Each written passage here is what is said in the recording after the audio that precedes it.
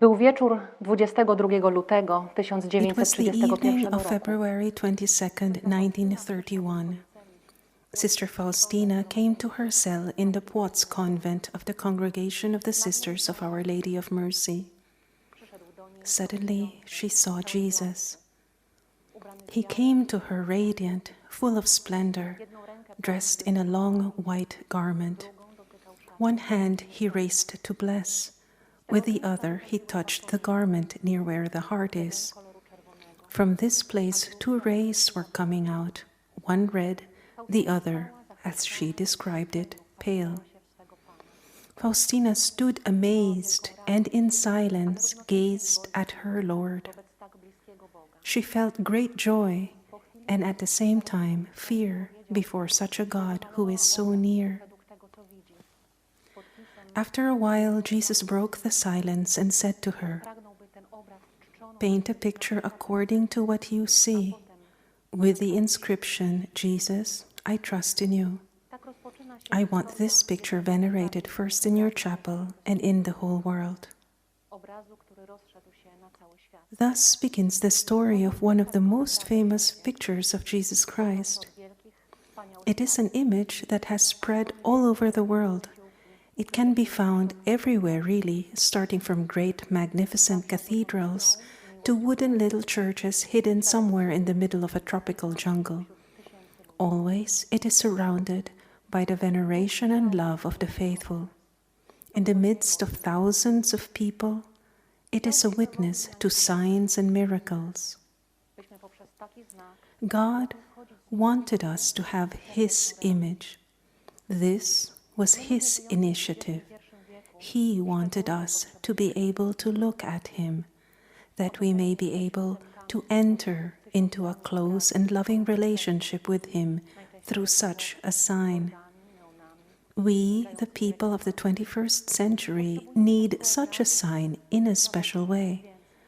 Surrounded by hundreds or maybe even thousands of various kinds of images on billboards, neon signs, flashing ads, we also need an image that would give us something more than just another impulse to satisfy our needs and to buy more things. And indeed, we have received such an image that can lead us through life. During this time of our meeting, I would like to tell you about the image of the merciful Jesus. I want to draw your attention to some of its elements which carry a message that is very important to us and which can help us to have a very close and deep encounter with God. Let's start with the background. Jesus stands in the middle of darkness. Entering into it, His person illuminates the darkness. Now there is no more darkness. The place into which Jesus entered is full of brilliance. The image of the merciful Jesus illustrates in a special way the Gospel passage that is read on the first Sunday after the resurrection, which Jesus established as the Feast of Mercy. This passage describes the event in the upper room. The apostles, gathered together, are sitting behind closed doors, fenced off from the world. Evening slowly falls. The room gets darker and darker. But the true darkness reigns primarily within their hearts, hearts that are full of fear and sadness. They have lost the one who was their whole life. With his death, all their plans and hopes have died. True, the women told them about the empty tomb and about seeing angels, but they were unable to believe it. Then, the risen Jesus comes. He stands in their midst. He brings them peace as a gift and allows them to touch His wounds. Is not this situation close to our experience? How many people's hearts are now in darkness? The darkness of sadness due to hard times, the darkness of fear of contracting a disease, or the disease of people dear to us, the darkness of loneliness due to being isolated, the darkness of being uncertain about one's future, keeping a job, ensuring a dignified life for ourselves and our family. So many different darknesses are touching us now, but it is precisely this darkness that Jesus wants to enter. He wants to illuminate it with His presence, dispel it with His power. The image of the merciful Jesus reminds us of this truth. We are not alone. Jesus is with us in all our darknesses and in all our sufferings. His presence always brings light that overcomes darkness and suffering. How is this possible? Look closely at Jesus' hands and feet. You'll notice nail marks on them. These marks remind us of His suffering, of His passion.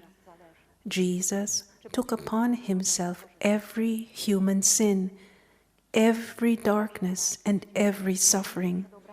He went through it in His body and soul, putting it to death within Himself. He died and then rose again, bringing new life to humankind. Now the risen one comes to us in order to give us this new life. He knows perfectly well this pain, this sorrow. He knows the taste of this suffering that we experience, and He doesn't want it to destroy us.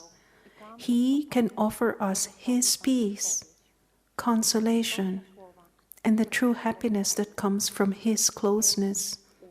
Only it is up to us whether we want to benefit from this gift. Today, as you pray before the image of the merciful Jesus, I invite you to think about your life and your present situation. Perhaps you too are experiencing darkness right now. Jesus wants to enter your darkness and dispel it with His love. Invite Him in so that He may act and give you what you need the most. And if it is difficult for you, if your gaze is just wandering on the ground, do not worry. Jesus foresaw this, and that is why right there under His feet, He left us a clue. 3 simple words that open everything. Jezu, ufam Tobie. Jesus, I trust in you. It is the simplest prayer that touches God's heart. Our trust in Him releases a whole sea of graces that begin to pour out onto our lives. Whoever trusts in God will never be disappointed. This is the attitude that He yearns for the most, because this is a child's true attitude. A child expects everything from his parents. It knows that they will give it everything, that they will take care of everything. And God wants such an attitude from us, that we would put everything in His hands and allow Him to act in our lives. I know it is not easy at all to say these words. Jesus, I trust in you. In quiet times, when everything is going well, a prayer like that is easy. Perhaps we have even said it many times before in this way, but in situations where we suffer, when we are enveloped in darkness, these words cost a lot, and it weighs heavily. Only then, during such an experience, does our saying, I trust in you, take on real value. It's not when we can say them easily, but it is when we can say them in the midst of darkness and suffering. I invite you to such a prayer, to take the fight for trust in God. Yes, this is a real battle. Satan will stand against you. He will try to fill and saturate your hearts with dark scenarios. He will try to intimidate you. He will try to take away your hope. And finally, he will try to prove to you that God probably does not quite love you since He allows all this. Of course, He won't do it outright. He will use different ways so as to allow Him to hide and so that you won't be able to recognize Him. This is His strategy. The simple words, "Jesus, I trust in you," and the trustfulness that flows with them, this is our weapon.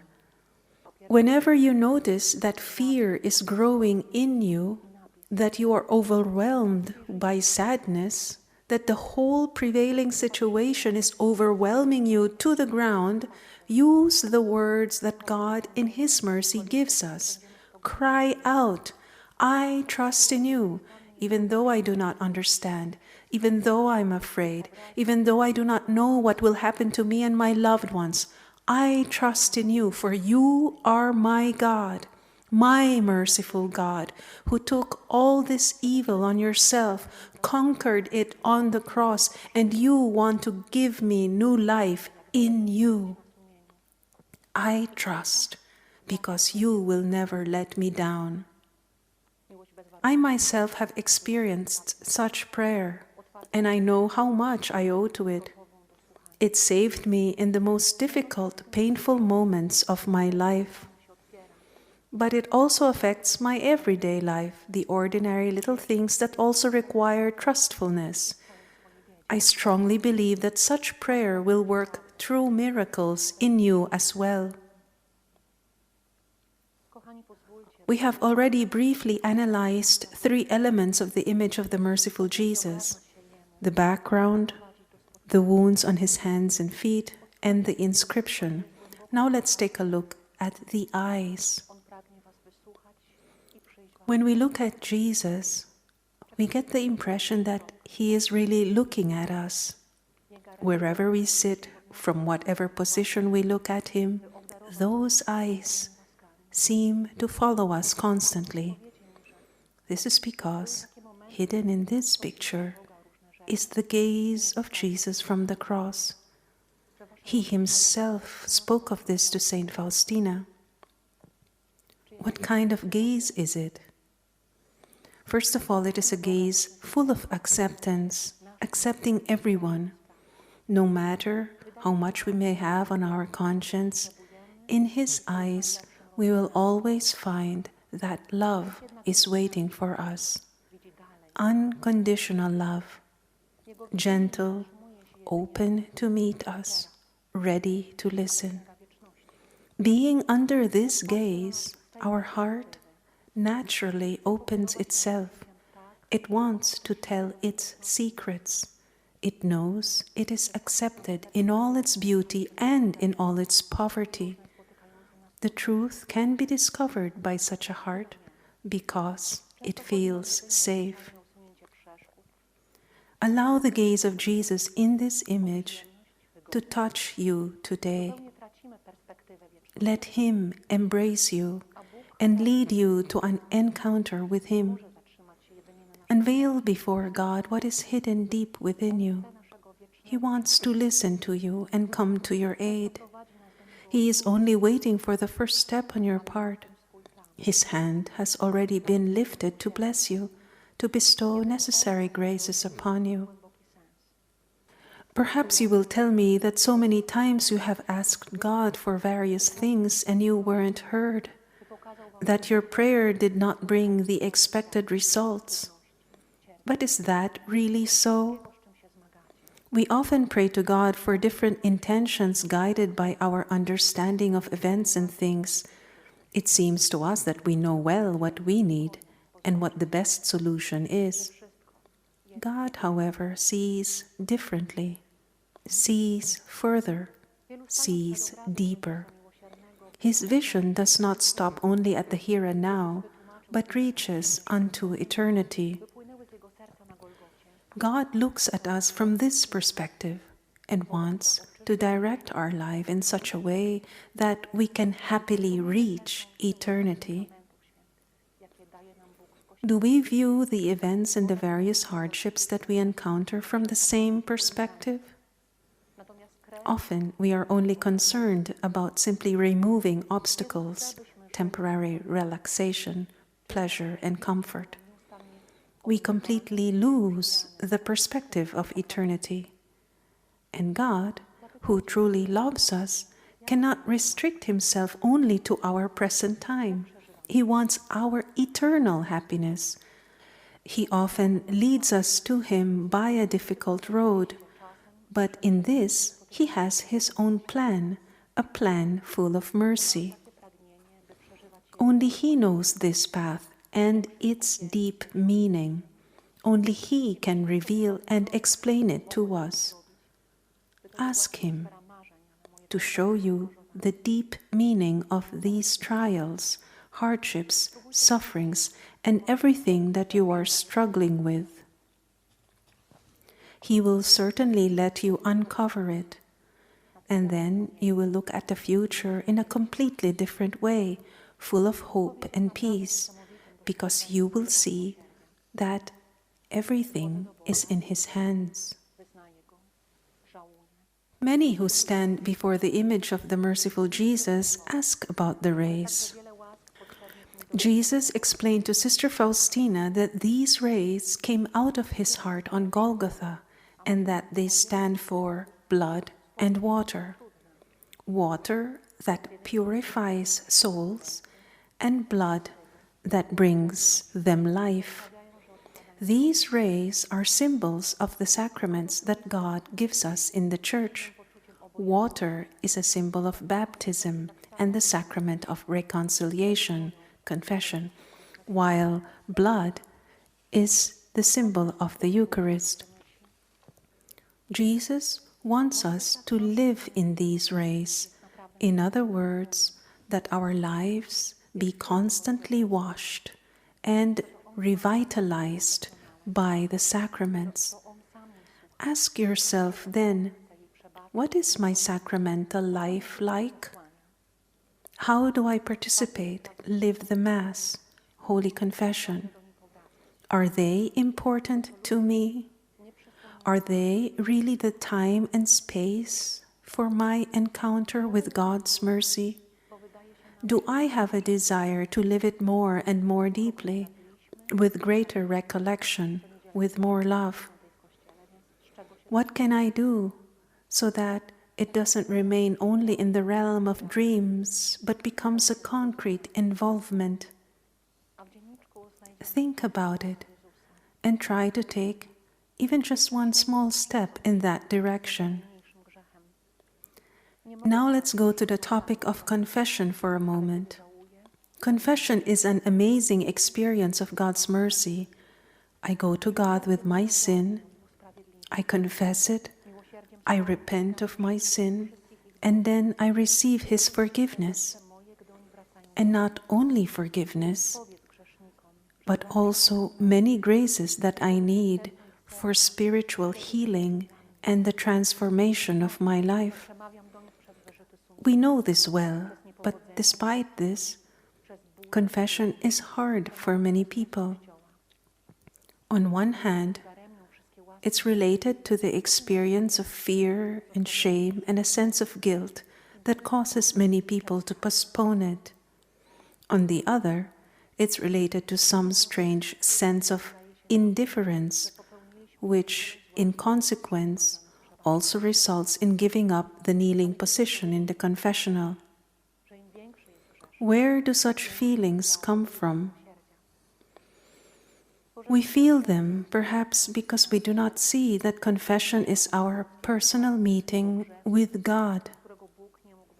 Jesus said very beautifully to Saint Faustina that He Himself waits for her in the confessional, that He listens to her, and that He wants to forgive and lead her. The priest only covers, hides Him. It is worth to constantly remember and return to this truth, so that what is on the human level does not obscure for us the important spiritual reality. Perhaps confession is difficult for us because it may seem that we have no sins, We have not killed anyone. We have not stolen anything. We go to church for Mass every Sunday. So what is there to confess? Our conscience does not react. It has become indifferent. And in the diary, we find these words of Jesus. Write this down. I am thrice holy, and I abhor the slightest sin. I cannot love a soul defiled by sin, but if it repents, there is no bound to my generosity to it. My mercy envelops and justifies it. With my mercy I am pursuing sinners along all of their roads, and my heart rejoices when they return to me. I forget the bitterness with which they filled my heart, and am glad they have returned. Tell sinners that none of them shall escape my hand. If they flee from my merciful heart, they will fall into my just hands. Tell sinners that I am always waiting for them. I am listening to their heartbeat, when their heart will beat for me. Write down that when I speak to them through the pangs of their conscience, through their failures and sufferings, through tempest and thunder, I speak through the voice of the Church, and if they waste all my graces, I start to get angry with them, leaving them to their own devices and giving them what they want. Perhaps it is difficult for us, and we think that we have done so much evil and that there is no longer any forgiveness for us. Jesus told Saint Faustina that the greater the sinner, the greater its right to God's mercy. God's mercy cannot be exhausted by anything, and there is no kind of evil, no sin that God cannot forgive us if we ask Him for it. Probably we can list here many other reasons that make it difficult for us to go to confession. But it is impossible to do it in this short time that we have. I encourage you to look into your heart and try to see what is making it difficult for you to go to confession. Maybe it is one of the reasons I just mentioned. Maybe something else. It is worth reflecting on it. And what about Holy Mass? How many of us are bored with it, going to Sunday Mass only out of duty or habit? And yet, God truly speaks to us and gives Himself to us in Holy Communion. Why do we not see that? Saint Faustina wrote in her diary these dramatic words of Jesus. I want to unite with human souls. It is my delight to unite with souls. Know this, my daughter, that whenever I come into a human heart in Holy Communion, my arms are full of all manner of graces, and I want to give them to the soul. Oh, how I am hurt that souls so very rarely unite with me in Holy Communion. I am waiting for souls to come to me, but they don't care about me. I love them sincerely and so very much, but they don't trust me enough. I want to lavish my graces on them, but they don't want to take them. How very much we need to renew our participation at Mass, how we treat the Eucharist so as not to cause pain to Jesus. How very much we need to find time to renew our understanding of everything that happens during Mass. How very much we should take care of preparing each time we go to Holy Mass, so that we can participate in it with faith and love. Look at how much space is opened for us, how many small steps we can take to truly live in the rays of mercy flowing from the heart of Jesus. All of this is extremely important.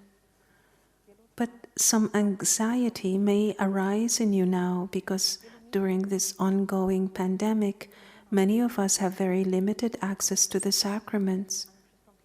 In many places, churches are closed, and it is not possible to go to Mass or confession. Does that really mean that we can't do anything? No, we really do have many options. Maybe the most obvious ones have been limited, but new different ones have opened up. We may not be able to attend the Eucharist at our parish church, but Masses are broadcast daily on television, radio, and above all on websites and the YouTube channel live from many places around the world. Just a little effort and search is enough. Then we can participate spiritually in these celebrations and also receive spiritual communion. I too have experienced quarantine, and I was at the beginning in this situation. Today, I am very grateful to God that I was able to participate at Mass via the internet. Of course, when I was finally able to physically enter the church, I experienced great joy and emotion. But during the time of isolation, it was my form of meeting with God. God came to me in this way. This was how He overwhelmed me with His mercy. And He wants to do it for each one of us too. Perhaps these current difficulties will allow us to see and realize what we have lost, and thus we can admire and appreciate anew this greatest miracle that God has given us. Beloved, this is my commentary on the image of the merciful Jesus. I hope that what I have said will give you new perspective on the image. I hope most of all that they will lead you to a true and deep encounter with Jesus.